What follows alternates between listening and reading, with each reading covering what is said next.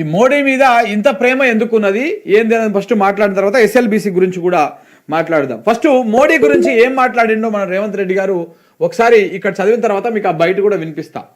మోడీ మంచోడు, మోడీ మంచోడు అంట. తెలంగాణకు మరి మోడీ ఏం చేసిండో తెలియదు ఇప్పటిదాకా, కానీ మోడీ చాలా మంచోడు అంట. మన రేవంత్ రెడ్డి గారు చెప్తా ఉన్నారు, మోడీ మంచోడు, మన పట్ల సానుభూతితో ఉన్నాడు. అబ్బా ఎడగనపడదు నాకు ఈ సానుభూతి. మన పట్ల సానుభూతితో ఉన్నాడు, సమస్యలు పరిష్కరించాలని చూస్తున్నాడు. కిషన్ రెడ్డినే పగతో ఉన్నాడు. కిషన్ రెడ్డి నేను ఒక దగ్గరే వెరిగినాం, ఇంకెంతకాలం ఈడీ సిబిఐకి భయపడతాం. ఇక ఇంతవరకే చూద్దాం. ఇంతవరకు మాట్లాడిన తర్వాత మళ్ళీ ఎస్ఎల్బిసి గురించి తర్వాత మాట్లాడదాం. ఏమంటున్నాడు మోడీ గురించి? మోడీ చాలా మంచోడు, మన పట్ల తెలంగాణ పట్ల చాలా సానుభూతితో ఉన్నాడు, సమస్యలన్నీ పరిష్కరించాలని చూస్తూ ఉన్నాడు. రాష్ట్ర ప్రయోజనాలను, తెలంగాణ ప్రయోజనాలను మోడీ తూచా తప్పకుండా నెరవేరుస్తూ ఉన్నాడు, అన్ని సమస్యలు నెరవేర్చాలని చూస్తూ ఉన్నాడు అని చెప్పేసి మన ముఖ్యమంత్రి గారు సెలవిచ్చారు. ఆ బయట కూడా ఆయన నోటి వెంట మాట్లాడినటువంటి ఆనుమత్యాలు కూడా మీకు వినిపిస్తా. చూడండి ఒకసారి. ఇగో, అవు ఎందుకు కలిసినావో తెలియదా? నువ్వు మన్ననే మోడీని ఎందుకు కలిసినావో తెలియదా? మాకు అందరికీ తెలుసు దేనికోసం కలిసినావు, ఎందుకోసం కలిసినావు, మోడీని కలిసి మీరు ఏమేమి మాట్లాడుకున్నారు, ఎందుకోసం మాట్లాడుకున్నారు అనేది అన్నీ కూడా తెలుసు. తెలంగాణ సమాజం కూడా తెలుసుకుంటా ఉంది ఇప్పుడిప్పుడే ఏం మాట్లాడుకున్నారు మోడీతో బైక్ కూర్చొని అని చెప్పేసి. ఆ నుంచి వచ్చిన తర్వాత నుంచే ఎందుకు కిషన్ రెడ్డి మీద ఇంత పొడుగు భారం పెడతా ఉన్నావు నువ్వు? ఇప్పుడు కిషన్ రెడ్డి పెద్ద మాస్ లీడర్ ఏం కాదు, అద్భుతమైనటువంటి గ్యాదరింగ్ చేయగలిగినటువంటి వాడేం కాదు. కిషన్ రెడ్డి గతంలో కూడా 2 టర్ములు అధ్యక్షునిగా చేసిండు, రాష్ట్ర అధ్యక్షునిగా, కేంద్ర మంత్రిగా కూడా చేసిండు. ఇప్పుడు కూడా ఆయన రాష్ట్ర అధ్యక్షునిగా ఉన్నాడు, కేంద్ర మంత్రిగా ఉన్నాడు. ఉన్న పలంగా ఇన్నేళ్లకెళ్ళి లేనటువంటి కిషన్ రెడ్డి ఇప్పుడు ఎందుకో టక్కున ఆయనకు గుర్తుకొచ్చిండు. ఎందుకు గుర్తుకొచ్చిండో ఎవ్వరికి అర్థమైతలేదు. కిషన్ రెడ్డి మీద బాణాలు పెడతా ఉన్నాడు, ఒకటే బ్రహ్మాస్త్రాలు వేస్తా ఉన్నాడు. దేనికి వేస్తా ఉన్నాడు? మోడీని కలిసిన తర్వాతనే ఇది మొదలైంది. చూడండి, ఇంకా చాలా ఉంటుంది కథ. చెప్పిగా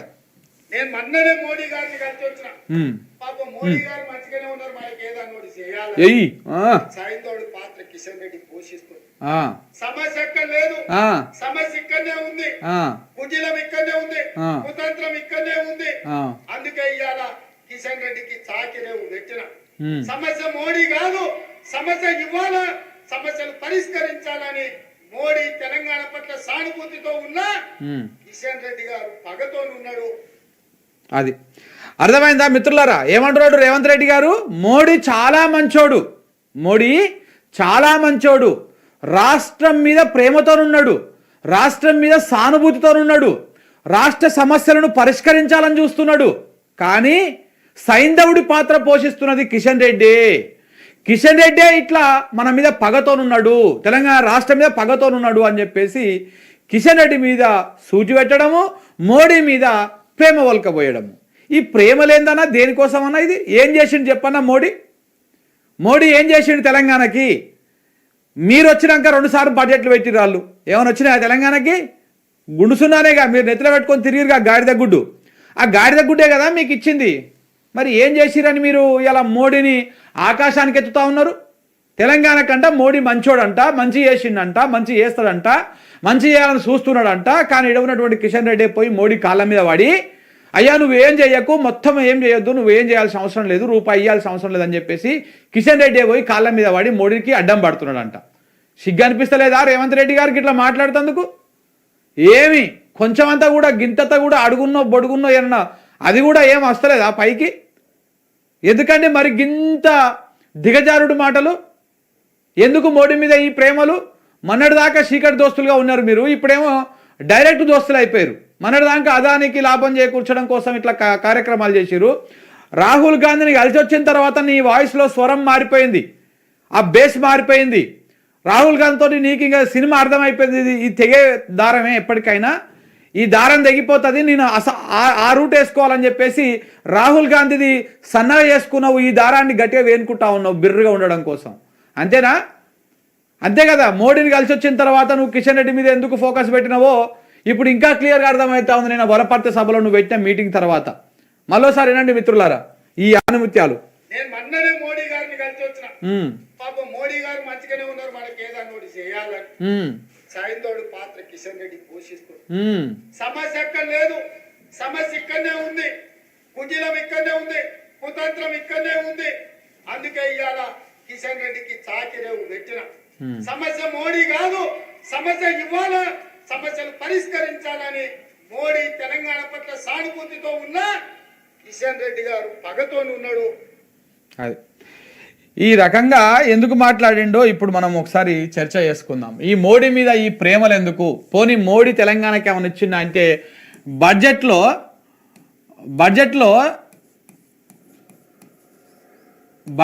తెలంగాణకి ఇచ్చింది ఇంత పెద్ద గుండుసున్నా. ఇలా చెప్పుకోరు, మనం చెప్పుడు కాదు.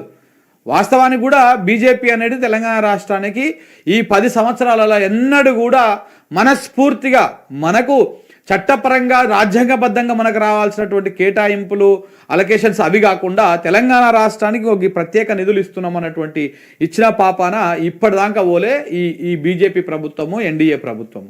సో కాబట్టి తెలంగాణకు బడ్జెట్లో గుండు సున్నా ఇచ్చిరు. అయినా సిగ్గు లేకుండా మన రేవంత్ రెడ్డి గారు ఏమంటా ఉన్నారు, మోడీ షానా చేసిండు, షానా చేస్తాడు, మంచోడు అని చెప్తా ఉన్నాడు. మరి దేనికి గుండు సున్నా ఇచ్చినందుక మంచోడు? గుండు సున్నా ఇచ్చినందుకు మంచోడు అంటే రేవంత్ రెడ్డి గారు దేనికి మంచోడు? మోడీ ఏం చేసిండు తెలంగాణకి? చూపియాలి నా లెక్కలు, ఇప్పుడే చూపిస్తాను నీకు. ఈయననేమో రేవంత్ రెడ్డి ఏమో కాంగ్రెస్ ముఖ్యమంత్రి, కాంగ్రెస్ సీఎం, మోడీ గారేమో బీజేపీ మనిషి, బీజేపీ ఈయన. సో కాబట్టి వీళ్ళ ఇద్దరి మధ్యలో ఈ లవ్, ఈ ప్రేమ ఎందుకు పుట్టింది అనేది ఇప్పటికి అర్థం కాని అంశము. సరే, రేవంత్ రెడ్డి గారు చెప్పినట్టు మోడీ తెలంగాణ రాష్ట్రానికి చాలా చేసిండని కాసేపు అనుకుందాం. ఏం చేసిండో ఒకసారి చూస్తే ఈ మిత్రుడు బాగా పెడతాడు లెక్కలు తీసి. ఎంబీఆర్ అని చెప్పేసి భరత్ కుమార్ అని మహబూబ్ నగర్ జిల్లా మిత్రుడు. ఈ మిత్రుడు మొత్తం లెక్కలతో తీసి బట్టలు ఇప్పి ముంగలు కూర్చోబెడతాడు. ఒకసారి ఇగో బెంగళూరు మెట్రోకి ఫేజ్ 2కి మోడీ ప్రభుత్వ సహకారం 3045 కోట్లు. అదే కేసీఆర్ ప్రభుత్వం అయితే హైదరాబాద్ మెట్రోకు గుండు సున్నా ఇచ్చిరు. ఏది తెలంగాణకి ఇవ్వమంటే గుండు సున్నా ఇచ్చిరు, గుండు సున్నా ఇచ్చిరు. కావాలంటే ఆ లెక్కలు కూడా ఇక్కడ ఉన్నాయి చూడండి మీరు. దానికి సంబంధించినటువంటి వార్తలు, ఆ కథనాలు కూడా ఇక్కడ అటాచ్ చేసిరు. సో ఇట్లా ఇది జరిగింది. పోనీ అది అయిపోయిన తర్వాత ఇంకా చూద్దాం, ఇంకా కిందికి పోతే ఇంకా ఏమేమి ఉన్నాయో కూడా మీకు చూపించేటువంటి ప్రయత్నం చేస్తాం.